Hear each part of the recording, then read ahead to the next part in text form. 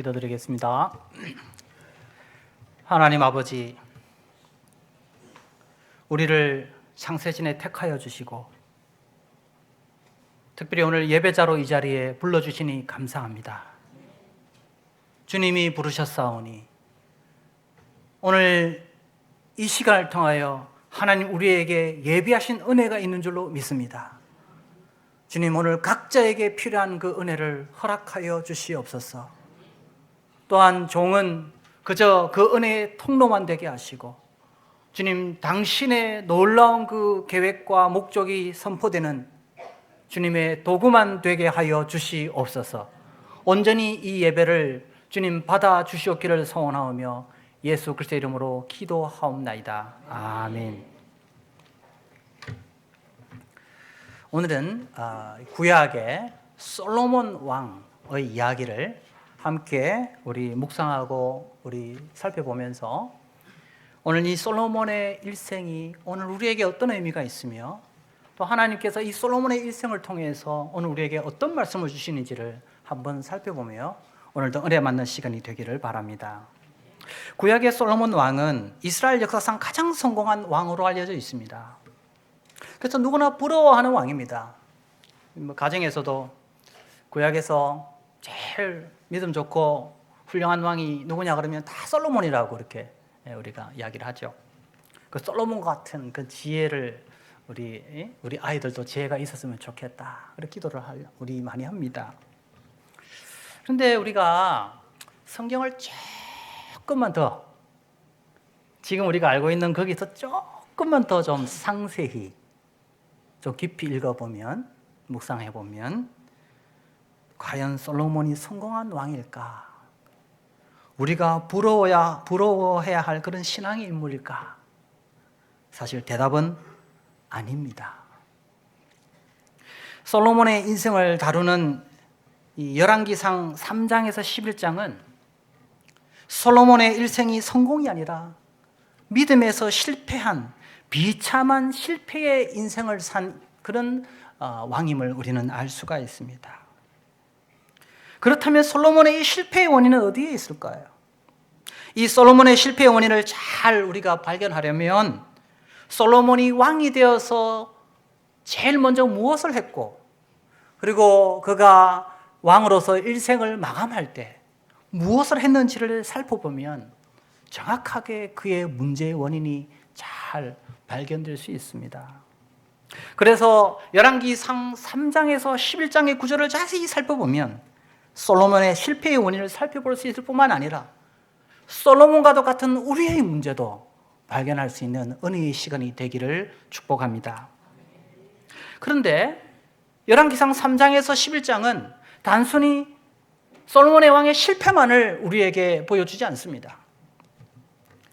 실패한 자라도 끝까지 찾아가서 회복시키시는 하나님의 은혜의 손길을 우리에게 또 보여줍니다. 그러므로 실패한 자에게도 언제나 희망이 있다는 것을 오늘 열왕기상 3장에서 11장은 우리에게 깨닫게 합니다.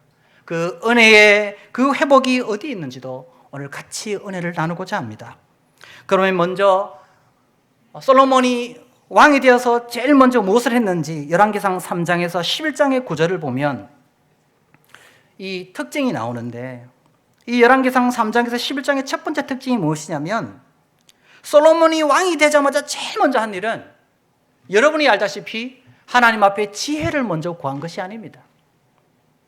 보통 우리는 어떻게 알고 있습니까? 솔로몬이 왕이 되어서 제일 먼저 한 일은 하나님 앞에 지혜를 구한 것으로 알고 있죠. 그런데 여러분, 솔로몬이 왕이 되자마자 제일 먼저 한 일은 지혜를 구한 것이 아니었습니다. 그래서 오늘 읽었던 본문을 다시 한번 보겠습니다. 열왕기상 3장 1절입니다. 같이 한번 읽어보겠습니다. 시작. 솔로몬이 애굽의 왕 바로와 더불어 혼인관계를 맺어 그의 딸을 맞이하고 다윗 성에 데려다 두고, 여기까지 읽겠습니다. 여러분, 이 열왕기상 1장에서 2장은 솔로몬이 이제 왕이 되는 과정을 그리고 있습니다. 어떻게 솔로몬이 왕이 되는가? 여러 가지 어려움이 있었지만 그걸 극복하고 이제 왕이 되는 과정을 열왕기상 1장에서 2장은 설명해 주고 있고, 이제 솔로몬이 왕이 되자마자 제일 먼저 무엇을 했는지를 보여주는 본문이 열왕기상 3장이에요. 솔로몬이 왕이 되자마자 제일 먼저 한 일이 무엇이었습니까? 애굽의 왕 바로의 딸과 결혼하는 일이었습니다. 기회를 먼저 구한 것이 아니었습니다. 그러면 여러분, 왜 솔로몬은 애굽의 왕 바로의 딸과 결혼했을까요? 자신이 왕이 되어서 이 나라의 이 안전, 이 나라의 힘, 이 나라의 권력을 계속해서 유지하기 위해서는 그 당시 가장 강력한 강대국이었던 그 애굽의 힘이 필요하다고 믿었던 것입니다. 그래서 이 결혼은 정략 결혼이었습니다. 그래서 이 바로의 딸과 결혼해서 애굽의 힘을 붙들고 자신의 이 권력과 힘을 유지하려고 했던 것입니다. 여러분, 이렇게 바로의 딸과 결혼을 했을 때 이 바로의 딸은 어떤 여인이었을까요? 하나님을 잘 믿는 여인이었을까요? 우상을 숭배하는 여인이었을까요? 우상을 숭배하는 여인이었습니다. 자, 그래서 이제 11장 마지막에 어떻게 될까요? 솔로몬은 어떻게 될까요? 11장 1절을 같이 한번 읽어보겠습니다. 11장 1절 시작. 솔로몬이 왕이 바로의 딸 외에 이방의 많은 여인을 사랑하였으니 곧 모압과 암몬과 에돔과 시돈과 헷 여인이라. 여러분, 솔로몬이 처음에는 이방 여인과 결혼했습니다. 바로의 딸과 결혼했습니다. 그렇지만 이 솔로몬은 또 지혜를 구하며 하나님 앞에 기도하며 또 하나님 앞에 영광을 돌리는 삶도 살았습니다. 그래서 어찌 보면 솔로몬의 인생에 많은 성공이 그와 함께 했습니다. 그러나 여전히 바로의 딸을 포기하지 않았습니다. 다시 말씀드리면 하나님도 섬기고 하나님도 믿지만 세상의 것도 결코 포기할 수 없었던 것입니다. 그러자 솔로몬의 일생의 마지막을 소개하고 있는 열왕기상 11장에서 이제 어떻게 됩니까? 성공을 누렸지만 처음에 그 죄를 끝까지 붙들고 있었을 때 나중에는 이 죄가 솔로몬의 인생을 파국으로 몰아넣었던 것입니다. 여러분, 처음에 자신이 가지고 있는 이 죄의 문제를 해결하지 못하면, 이것을 끝까지 붙들고 있으면, 하나님과 다른 그 무엇을 끝까지 사랑하게 되면 우리가 하나님 은혜도 받을 수 있고 하나님 앞에 성공을 누릴 수도 있지만 그것을 놓지 못하면 결국은 그 죄가 우리를 무너뜨리게 됩니다. 현재 우리 안에 있는 이 문제를 해결하지 못하면, 이것을 놓지 못하면 결국은 우리의 인생이 실패로 끝날 수 있음을 우리는 깨달아야 할 것입니다. 최근에 여러분 보십시오. 버닝썬이라든지 정관계 로비라든지 기타 등등 이런 많은 주변에 많은 사람들의 실패를 보는데, 심지어 어떤 분은 자살해서 죽는 경우도 있습니다. 더 안타까운 것은 그런 사람들 가운데 교회에 크리스찬들이 있더라는 것입니다. 그 사람들이 처음부터 그랬을까요? 처음부터 나는 마약을 하고, 처음부터 나는 로비를 하고, 처음부터 나는 불법을 행했다라고 했을까요? 아닙니다. 아마도 처음에는 아주 믿음 생활을 했을 것이고 하나님 앞에 신실하게 신앙생활을 했을 것입니다. 근데 한 가지 죄가 들어올 때 그 죄를 용납하고 붙들고, 그리고 하나님과 겸하여서 같이 그런 죄를 붙들고 있었을 때 그 죄가 결국은 그를 그렇게 파국으로 몰아넣었던 것입니다. 여러분, 우리 안에 어떤 죄가 있다 할지라도 그걸 놓고 하나님 앞에 기도하고 부르짖고 나아가면 우리 주님께서 그 죄를 해결해 주실 줄로 믿습니다. 부르짖어야 합니다. 그리고 하나님 앞에 그 죄를 놓고 간구해야 됩니다. 우리 주님은 반드시 해결해 주실 줄로 믿습니다. 두 번째, 이 구조에 나타난 두 번째 특징은 무엇일까요? 처음에 솔로몬은 애굽의 그 바로의 딸과 결혼을 했지만 그래도 하나님 앞에 간구합니다. 내 나라를 통치하기 위해서는 하나님 지혜가 필요합니다. 하나님께서 너 무엇을 원하느냐? 그랬을 때 주여 저에게 지혜를 주십시오. 다스릴 수 있는 지혜를 주십시오 라고 합니다. 그런데 우리 한국 교회에서 가장 많이 오해되고 있는 것 중에 하나가 뭐냐면 바로 이 지혜를 잘못 오해하고 있습니다. 보통 우리 아이들에게 기도할 때 주여 우리 아이들에게 솔로몬의 지혜를 주시옵소서 이렇게 기도를 하죠. 그때 지혜는 이제 수학 점수도 좀 잘 맞고 영어도 좀 그죠? 이렇게 그죠? 샤론 채처럼 그죠? 막 잘하고 그죠? 회화도 잘하고 뭐 이런 지혜를 우리가 생각을 할 때가 있어요. 근데 솔로몬이 구한 지혜가 무엇인가? 우리 본문을 조금 더 깊이 묵상해 봅시다. 여러분 열왕기상 3장 9절에서 10절입니다. 열왕기상 3장 9절에서 10절. 같이 한번 읽어볼까요? 열왕기상 3장 9절에서 10절 화면에도 있습니다. 같이 읽겠습니다. 시작. 누가 주의 이 많은 백성을 재판할 수 있사오리까? 듣는 마음을 종에게 주사 주의 백성을 재판하여 선악을 분별하게 하옵소서. 솔로몬이 이것을 구하매 그 말씀이 주의 마음에 든지라. 솔로몬이 구한 것이 무엇이었습니까? 바로 어떤 마음이죠? 듣는 마음. 솔로몬이 구한 지혜는 바로 듣는 마음이었습니다. 어떤 자가 지혜로운 자입니까? 점수를 많이 받는 거예요? IQ가 좋은 거예요? 아닙니다. 솔로몬의 지혜는 하나님의 말씀을 들을 수 있는 귀를 달라고 기도했습니다. 바로 듣는 마음을 가진 그가 지혜로운 자인 줄로 믿습니다. 아무리 똑똑하고 그가 아무리 세상적으로 성공을 하고 사회에 명성을 얻고 권력을 가지고 힘을 얻어도 하나님의 말씀을 듣지 않으면 아무런 의미가 없습니다. 하나님의 말씀에 겸손히 무릎을 꿇을 수 있는 그가 지혜로운 자인 줄로 믿습니다. 솔로몬이 왜 지혜로웠습니까? 그는 왕이었습니다. 세상의 권력도 가지고 있었습니다. 힘을 가지고 있었습니다. 그렇지만 그는 무릎을 꿇고 하나님의 음성에 귀를 기울이는 겸손한 심정을 가지고 있었습니다. 그가 바로 지혜로운 자인 줄로 믿습니다.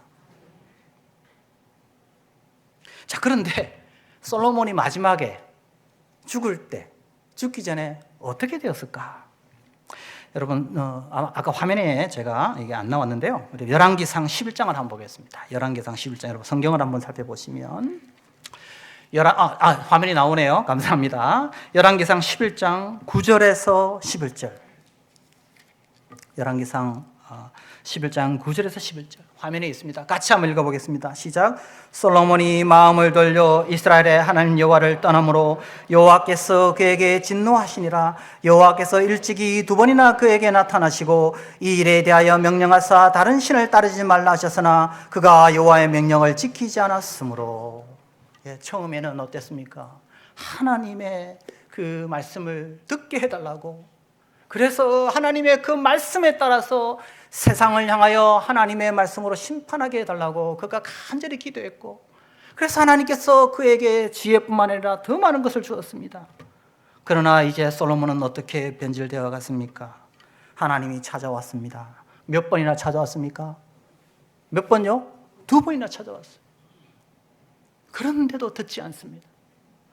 지혜로운 솔로몬이 이제는 지혜를 상실한 솔로몬이 되고 말았던 것입니다. 여기서 우리는 참된 지혜가 무엇인지를 깨달을 수 있습니다. 참된 지혜란 무엇입니까? 하나님의 말씀에 순종하여 그 말씀을 듣는 자입니다. 그래, 누가 어리석은 자입니까? 듣지 않는 자입니다. 말씀을 멀리하는 자입니다. 늘 자기만 옳다고 주장하는 자입니다. 그가 바로 우매한 사람입니다. 이렇게 하나님을 떠나서 듣지 않게 되자, 지혜를 잃어버리자, 하나님은 솔로몬에게 징계를 내리기 시작합니다. 하나님의 징계 방식이 너무나도 독특합니다. 하나님의 징계 방식이 무엇일까요? 여러분, 열왕기상 11장 19절에서 22절을 한번 보겠습니다. 이 화면에 나옵니다. 열왕기상 11장 19절에서 22절입니다. 같이 한번 읽어보겠습니다. 시작.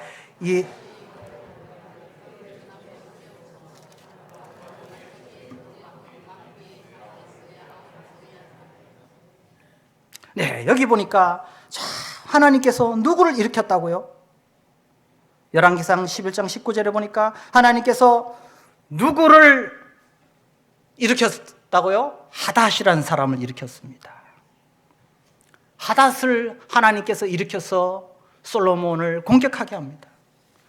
근데 참 놀라운 것은 이 하닷이 솔로몬을 공격하는데 이 하닷이 누구의 밑에서 힘을 키우게 될까요? 누구죠? 바로가 누구죠? 애굽 왕입니다. 하닷이 바로의 품에서 힘을 키워서 결국은 솔로몬의 대적이 됩니다. 이 바로가 누구입니까? 열왕기상 3장에 보면 솔로몬이 그토록 믿고 신뢰했던 나라의 왕이 누구입니까? 그가 바로 애굽의 왕 바로였습니다. 믿었던 그 바로가 이제는 솔로몬의 고통의 원인으로 다가오고 있습니다. 이 정도 되었으면 자신의 문제를 돌아보고 이제 회개하고 돌아와야 하지 않겠습니까? 애굽이 자신의 우상이었음을, 애굽이 그의 주인이었음을 깨닫고 돌아와야 했습니다. 그토록 의지했던 그 애굽이 그에게 칼날이 되어 돌아올 때 솔로몬은 그 애굽이 우상이었음을 그는 깨달아야 했습니다. 안타깝게도 솔로몬은 자신의 근본적인 문제, 열왕기상 3장에 나타난 그 애굽을 신뢰하는 그의 문제를 돌아보지 못합니다. 그러자 하나님은 또 한 사람을 들어서 솔로몬을 징계합니다. 그런데 이 한 대적을 일으키는데 이 대적은 외부의 대적이 아니고 내부의 대적입니다. 내부의 대적이 더 무섭습니다. 그가 누구일까요? 바로 여로보암입니다. 솔로몬의 건축 사업에 임명됐던 이 여로보암이 솔로몬의 가장 무서운 대적이 됩니다. 결국 나중에 어떻게 됩니까? 이 여로보암 때문에 솔로몬의 나라가 분열됩니다. 여로보암이 아히야 선지자의 예언을 받고 솔로몬이 이제 그를 핍박하기 시작합니다. 그러자 이 여로보암이 어디에서 피난처를 삼게 됩니까? 어디로 도망갈까요? 열왕기상 11장 40절을 한번 보겠습니다. 열왕기상 11장 40절입니다. 같이 한번 읽어보겠습니다. 시작. 이러므로 솔로몬이 여로보암을 죽이려 하매 여로보암이 일어나 애굽으로 도망하여 애굽 왕 시삭에게 이르러 솔로몬이 죽기까지 애굽에 있으니라. 솔로몬이 죽을 때까지 여로보암이 이제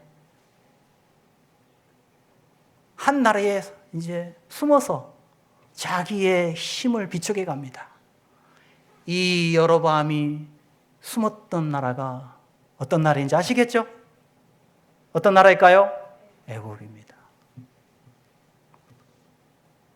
솔로몬이 그토록 믿었던 그 나라, 그가 의지했던 그 나라, 그 애굽이 이제 솔로몬의 가장 큰 대적, 원수를 키워주는 장소가 되었던 것입니다. 사랑하는 성함교회 성도 여러분, 우리가 하나님 외에 다른 그 무엇을 의지하고 하나님 외에 다른 그 무엇을 집착하고 하나님 외에 다른 그 무엇을 내 마음에 품게 되는 그 순간 바로 우리가 집착하는 그것이 우리를 무너뜨릴 수 있다는 사실을 기억하시기 바랍니다. 프랑스의 유명한 사상가였던 알베르토 까미라는 사람이 쓴 단편 희곡이라는 단편이 있습니다. 이 오해라는 단편인데요. 여기에 보면 유럽의 외딴 마을에 어머니와 딸 마르타가 여인숙을 합니다. 그런데 이제 아들이 하나 있었는데 이 아들이 가난이 너무 싫어서 아주 오래전에 집을 나갑니다. 그래서 돈을 좀 열심히 벌어오려고 오래전에 집을 나갑니다. 근데 이 어머니와 딸 마르타는 가난이 너무 싫어서 이제 나쁜 짓을, 나쁜 행동을 계획합니다. 그게 뭐냐면 연숙에 들어오는 여행자들에게 마취제를 타서 먹여서 그 사람들을 강으로 던져버리고 그 사람들 소지품에 있는 돈을 취하기 시작합니다. 그래서 돈을 벌기 시작합니다. 근데 세월이 지나서 이제 그의 아들, 오빠가 이제 성공을 해서 돌아오게 됩니다. 그런데 이제 그의 어머니와 그의 여동생을 놀래키려고 신분을 밝히지 않은 채 여인숙에 들어갑니다. 그런데 그 어머니와 여동생은 그 여인숙에 찾아온 그 남자가 너무 오랜 세월 보지 못했기 때문에 알아보지 못합니다.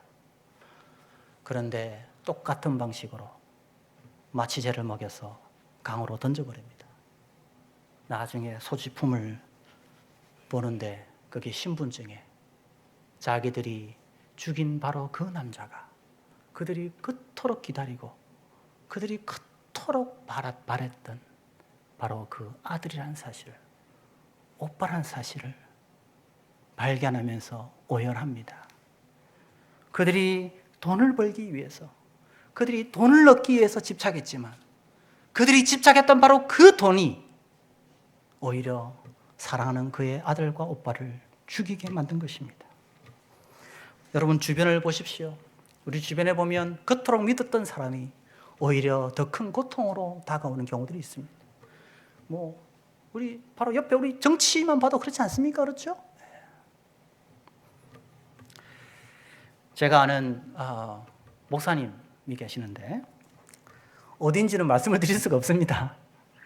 최근에 말씀을 전하고 그 목사님과 교제를 나눈 적이 있는데 이분이 목회를 하면서 이제 좀 이 집사님 중에 참 마음에 드는 집사님이 계셔서 이분은 훈련을 잘 시켜가지고 이분은 교회의 일꾼이 되면 좀 이분을 믿고 좀 일을 열심히 해보리라 이런 생각을 가지시고 그분을 훈련시켜서 안수 집사 나중에 장로님이 되신 거예요.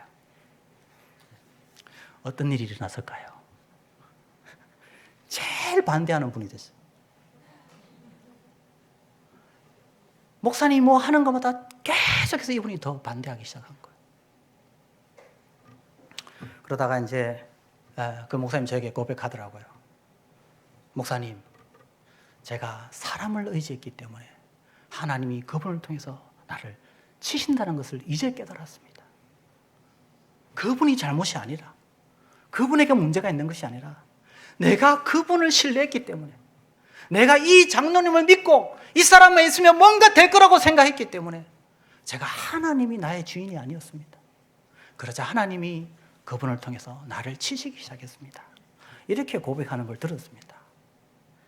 우리 인생 가운데 하나님 외에 다른 그 무엇을 우리가 집착하고 붙들고 그것을 사랑하게 되면 우리가 사랑하는 그것이 결국 우리를 힘들게 하며 우리에게 고통의 원인이 되는 사실을 기억하시기 바랍니다.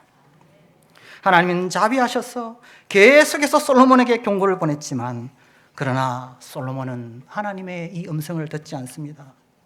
바로를 신뢰하지 말라고, 다른 신을 의지하지 말라고, 나 외에 다른 것을 주인으로 섬기지 말라고, 제발 좀 나만을 사랑해달라고 하나님은 끊임없이 찾아왔지만 솔로몬은 더욱더 하나님의 그 음성을 거부했습니다. 이런 솔로몬의 모습을 볼 때 도무지 솔로몬의 모습 속에는 희망이 없어 보입니다. 그러나 여러분, 열왕기상 3장에서 11장의 이 구조를 통해서 보면 여전히 솔로몬에게도 희망이 있음을 우리는 깨달을 수 있습니다. 그것이 무엇일까요? 솔로몬은 하나님을 떠나는데, 솔로몬은 계속해서 하나님의 음성을 듣지 않는데 하나님께서 계속 솔로몬을 찾아가는 거예요. 솔로몬이 죄를 짓고 세상을 사랑하는데도 하나님은 끊임없이 기다리시는 거예요. 언제까지 기다리셨습니까? 하나님께서 언제까지 기다리셨나요? 솔로몬이 죽는 그 시간까지 하나님은 기다리셔서 찾아오셨습니다. 저는 전도서가 솔로몬이 썼다고 보고, 그렇다면 그는 말년에 분명 하나님 앞에 돌아왔다고 저는 믿습니다.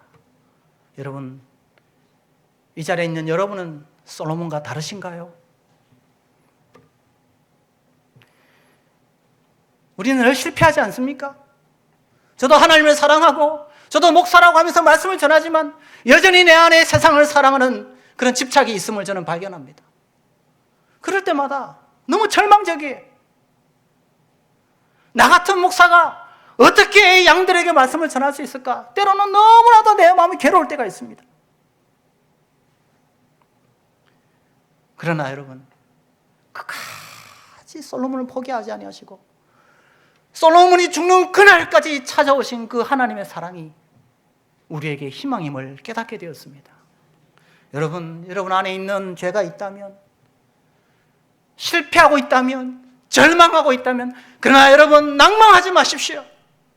그런 여러분을 끝까지 포기하지 아니하시는 하나님의 은혜의 손길이 있다는 사실을 기억하시기 바랍니다. 여러분, 이 세상을 변화시킨 사람은 잘나고 똑똑한 사람들이 아니에요. 기도만 열심히 하고 한평생 전도만 하고 그래서 했던 사람들이 아니에요. 이 세상을 변화시킨 사람은 예수님을 부인했던 사람들입니다. 예수님의 수제자가 누굽니까? 베드로입니다. 베드로가 어떤 사람입니까? 예수를 모른다고 부인했던 사람입니다. 어떻게 그런 베드로가 위대한 하나님의 사도가 될 수 있었습니까? 그 베드로를 포기하지 아니하시는 예수님의 사랑 때문입니다. 예수님을 떠났는데 예수님이 가이사랴 거기서 물고기를 잡고 있는 베드로에게 찾아가지 않았습니까? 지금도 하나님은 여러분을 찾아가시는 줄로 믿습니다. 여러분, 가장 위대한 사도 중에 한 사람이 누구예요? 바울이지 않습니까? 바울이 어떤 사람입니까?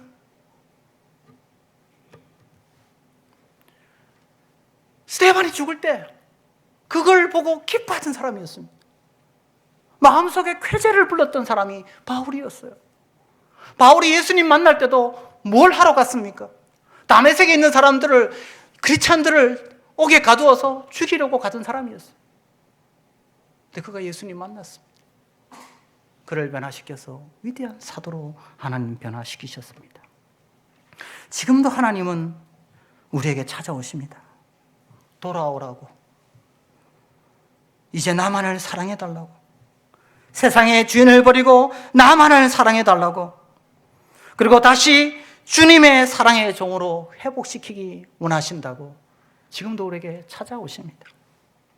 현재에 있는 모습 그대로 나아갈 때, 지금까지 돌아오기만을 기다리시는 하나님은 우리의 이 모습 그대로 받아주실 줄로 믿습니다. 마지막으로 제가 중국의 목사님 한 분 이야기를 드리고 말씀을 마무리하고자 합니다. 제가 아는 중국인 목사님 한 분이 계시는데, 이분이 예수님을 믿기 전에 그 아내가 예수님을 믿었습니다. 지하교회에서 열심히 아내가 믿었는데, 이 예수 믿는 그 아내가 너무 싫어서 구타를 하기 시작했습니다. 아내는 계속 예수 믿으라고, 예수 싫다고, 교회 가지 말라고 계속 핍박하기 시작하고 계속해서 구타를 하기 시작했습니다. 어느 날 이 아내가 뇌출혈로 갑자기 사망을 하게 되었습니다. 근데 이 남편이 너무 많이 때려가지고 뇌출혈을 했을 가능성이 큰데, 그때 당시 사인을 그렇게 남편의 그 탓으로 돌릴 만한 사인을 그렇게 과학적으로 증명할 수 없으니까 그냥 사망 처리한 거예요. 그리고 이분은 아내가 이제 죽어서 너무 좋은 거예요. 이제 예수 믿으라고 하지도 않고 자기 너무 편했던 거예요. 그러다가 이분이 어느 날 은혜를 받고 예수님을 만나게 된 거예요. 예수님 믿고 난 다음에 이제 뭐가 기억나기 시작하는 거예요? 자기가 늘 때렸어, 구타를 했던 그 아내. 결국은 죽음에 이르게 한 장본인이 자기였던 거예요. 근데 하나님 마음속에 너 이제 복음을 전하는 주의 종이 되라, 목사가 되라는 마음이 자꾸 자기 마음에 하나님 주시는 거예요. 근데 뭐가 떠올라요? 나 같은 사람이 어떻게 목사 되나? 예수 믿는 아내를 때려 사망에 이르게 한 자가 난데. 그래서 하나님은 계속 마음에 감동을 주시고, 그러나 자기 자신을 생각하면 도무지 이 사명을 감당할 수 없더라는 겁니다. 근데 우연히 그 아내를 아는 어떤 분을 만나게 됐어요. 근데 그분이 이렇게 이야기한다는 거예요. 아, 선생님, 내가 아는 그 선생님 돌아가신 아내분이 기도할 때 제일 먼저 기도한 기도 제목이 있어요. 그게 뭔데요? 남편이 주의 종이 되게 해달라고 기도했대요. 그 이야기를 듣고 하나님 앞에 순종해서 지금도 복음을 전하는 목사가 되어서 전하는 것을 제가 들은 적이 있습니다. 그런 사람도, 그렇게 죄 많은 사람도 하나님이 찾아가셔서 변화시키셔서 위대한 일꾼으로 사용하고 계십니다. 여러분, 어떤 죄가 있다 할지라도 이 시간 하나님 앞에 그 죄를 고백하고 하나님 앞에 나오면 베드로를 변화시켰던 하나님, 바울을 변화시켰던 하나님, 아나를 때려 죽였던 그 죄인 중에 괴수 같은 사람도 변화시켜서 하나님의 일꾼으로 사용하신 그 하나님이 여러분을 변화시켜 주실 줄로 믿습니다. 여러분을 사용하여 주실 줄로 믿습니다. 그 사랑에 우리 감사하며 주께로 나아오는, 그리하여 하나님 앞에 영광 돌리는 신실한 성암교회 성도님 되시기를 주님의 이름으로 축복합니다. 우리 좋으신 하나님, 우리 찬양하고 우리 한번 기도하겠습니다.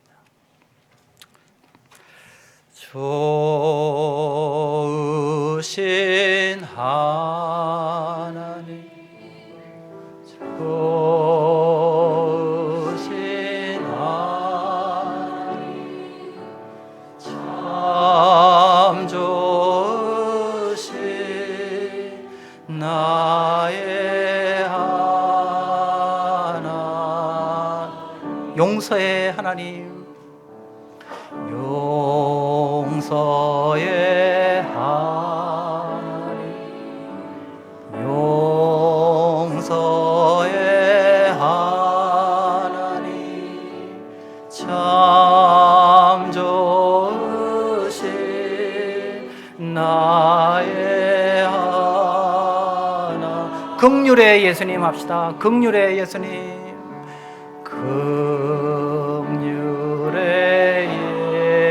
예수님, 긍휼의 예수님, 긍휼의 예수, 참 좋으신, 참 좋은 나의 예수님, 나의 예수. 우리의 기도에 응답해 주신, 우리의 기도를, 우리의 응답해 주시는, 응답해 주 참 좋으신, 참 좋은 나의 하나님, 나의 하나님.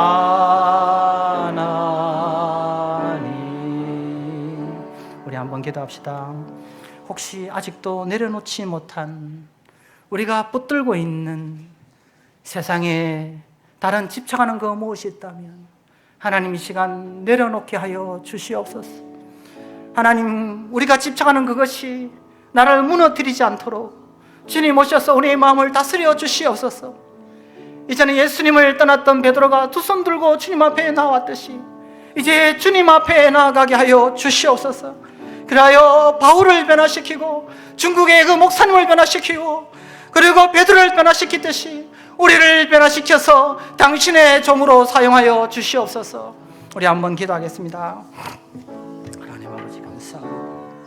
이 시간 주여 찾아와 주시고 우리를 당신의 종으로 사용하여 주시옵기를 간절히 원하옵니다. 하나님, 우리 안에 아직도 지금 저희들이 놓지 못하는, 우리가 집착하고 있는, 우리가 붙들고 있는 것들이 있다면 아버지 보게 하여 주시옵소서. 하나님, 솔로몬의 인생이 우리 인생이 되지 아니하도록 도와주시고 성령께서 오셔서 우리를 다스려 주시고 이제는 예수님 우리 주인이 되어서 하나님 앞에 온전히 드리는 삶이 될 수 있도록 아버지 도와주시옵소서. 하나님께서 우리를 변화시키셔서 당신을 원하시는 위대한 삶으로 사용하여 주시옵소서.